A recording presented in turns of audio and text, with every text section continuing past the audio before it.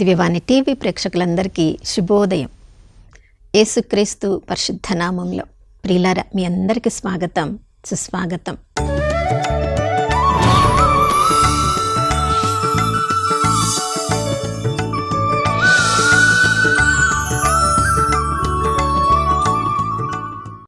గడిచిన కాలమంతా మనం ఊహించిన దానికంటే, కోరుకున్న దానికంటే ఎన్నో శుభములతో నింపిన ఆ దేవాతి దేవునికి మనసారా వందనాలు చెప్దాం. ప్రియులారా, ఈ ఉదయకాలంలో మనం సజీవుల లెక్కలో ఉన్నామంటే ఈ క్షణము వరకు దేవుడు తన దూతల ఆధీనంలో మనల్ని ఉంచి మన కాళ్ళు రాతికి తగిలి నొవ్వకుండా ప్రతి క్షణము ఆ దూతలు మనల్ని ఆదుకోవడానికి ఆ దేవుని ప్రేమ ఎంతగా మనల్ని ఆదుకుంటుందో. ఈ లోకంలో 27వ కీర్తన 10వ వచనంలో మనం చదువుతున్నాం, తల్లి తండ్రి నిన్ను మరచిన మనల్ని మరువని ఎడబాయని విడనాడని దేవుణ్ణి మనము కలిగి ఉండడము ప్రియులారా ఈ లోకంలో మనం చేసుకున్న గొప్ప అదృష్టం. చూడండి, ఈ లోకంలో రకరకాల బహుమానములను మనం పొందుతూ ఉంటాం. చిన్న పిల్లలుగా ఉన్నప్పుడు తల్లిదండ్రుల దగ్గర నుంచి, వాళ్ళ బంధుమిత్రుల దగ్గర నుంచి ఎన్నెన్నో బహుమానాలు చిన్నదైనా వాళ్ళు పొందినప్పుడు, మొదటిసారి వాళ్ళ స్కూల్కి వెళ్ళి రాస్తూ ఉన్నప్పుడు ఆ స్కూల్ బ్యాగే వాళ్ళకి ఎంతో ఉత్సాహాన్ని ఇస్తుంది పిల్లలకి. ఇంకా కొంచెం పెద్దగా అవుతున్నప్పుడు మన వయస్సును బట్టి ఒక్కొక్క బహుమానం మన కుటుంబ సభ్యుల దగ్గర నుంచి, దేవుని దగ్గర నుంచి పొందుతూ ఉన్నప్పుడు ప్రియులారా ఎంతో సంతోషాన్ని, ఆనందాన్ని మన జీవితంలో ఇస్తుంది. మనకి ఇష్టమైన వాళ్ళకు కూడా మనము కూడా రకరకాల బహుమానములను అందించి ఇచ్చినప్పుడు ఎవరెవరికి ఏ బహుమానం ఇవ్వాలి, వాళ్ళ వయస్సును బట్టి, వాళ్ళ అవసరాన్ని బట్టి మనము ఎంపిక చేసుకునేటప్పుడు ఎంత జాగ్రత్తగానో ఎంపిక చేసుకుంటాం. మనం ఇచ్చిన బహుమానం వాళ్ళు స్వీకరించినప్పుడు వారి మొహంలోని ఆ సంతోషం చూసినప్పుడు మన హృదయం కూడా ఎంతో సంతోషిస్తుంది. మన మానవ మనుగడలో ఒక్కొక్క దశలో రకరకాల బహుమానములను మానవుల నుండి, దేవుని నుండి పొందుతూ ఉన్నాము కాబట్టే మనం ఈ లోకంలో అన్ని పరిస్థితులలో కూడా దేవుని ప్రేమను అనుభవించగలుగుతున్నాం.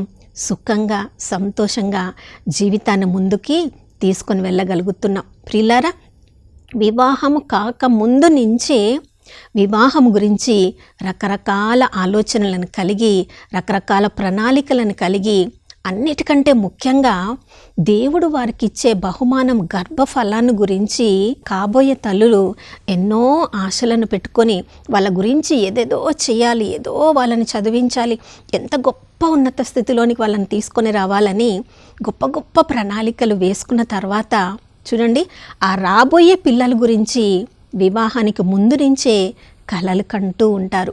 వివాహమైన తర్వాత ఎప్పుడు గర్భఫలము, ఎప్పుడు మనము దేవుడు ఎప్పుడెప్పుడు ఇస్తారా అని వాళ్ళు ఎదురు చూసినప్పుడు తగిన సమయంలో వాళ్ళకి గర్భఫలము వాళ్ళు స్వీకరించలేకపోతే సంఘము నుండి, సమాజము నుండి ఎన్నెన్నో బాధలు, ఎన్నెన్నో మాటలు, ఎన్నెన్నో సూటిపోటి మాటలు వాళ్ళు అనుభవిస్తూ ఉన్నప్పుడు ప్రియులారా వాళ్ళు ఒంటరిగా ఎంత కన్నీరు కారుస్తారో.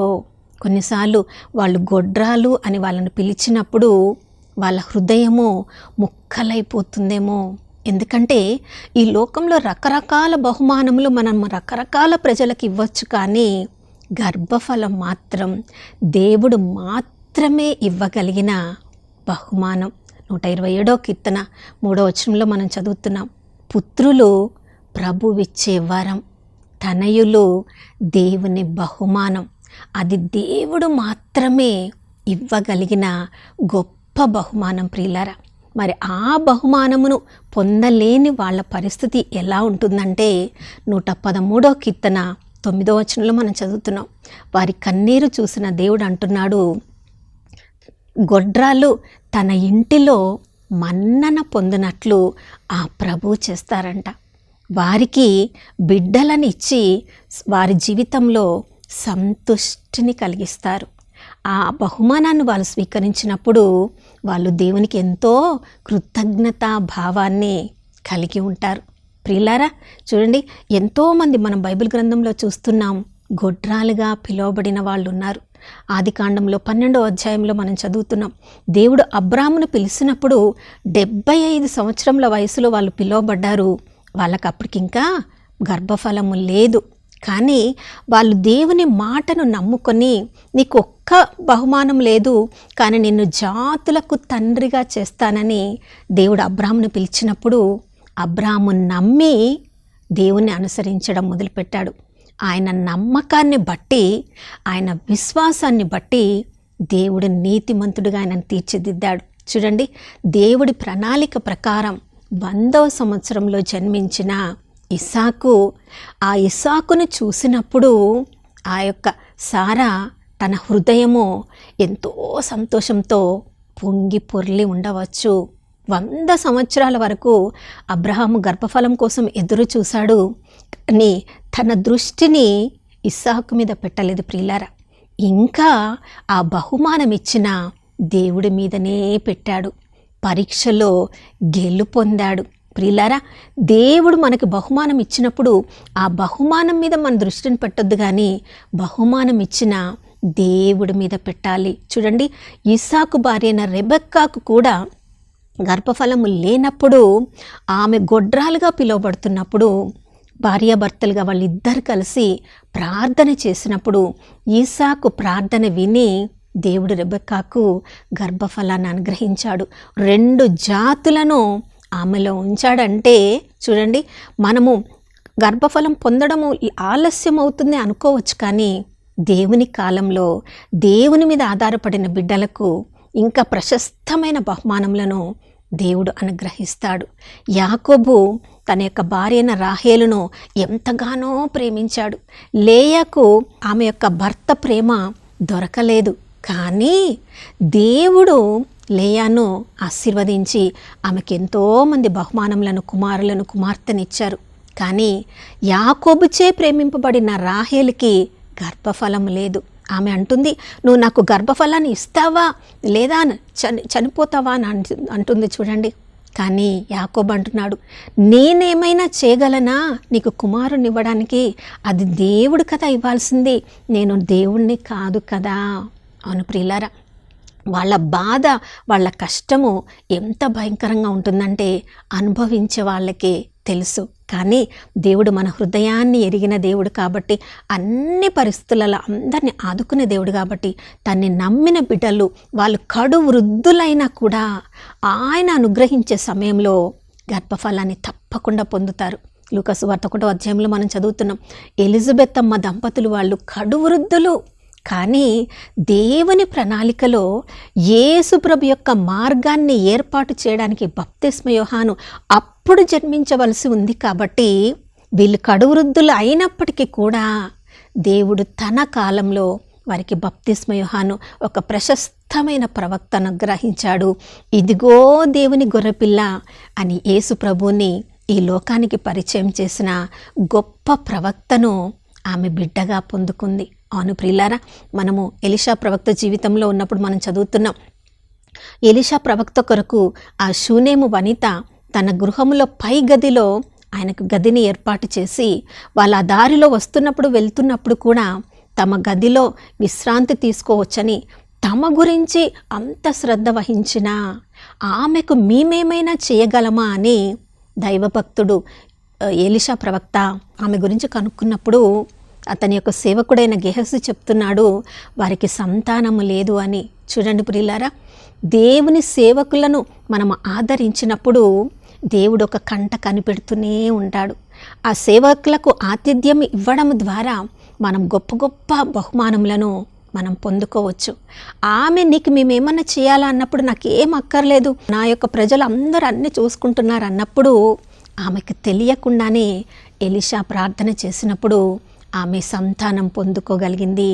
ఆ కుమారుడు మరణించినప్పుడు మరలా మరణము నుండి కూడా ఆ కుమారుణ్ణి జీవవంతునిగా రెండవసారి ఆమె స్వీకరించింది.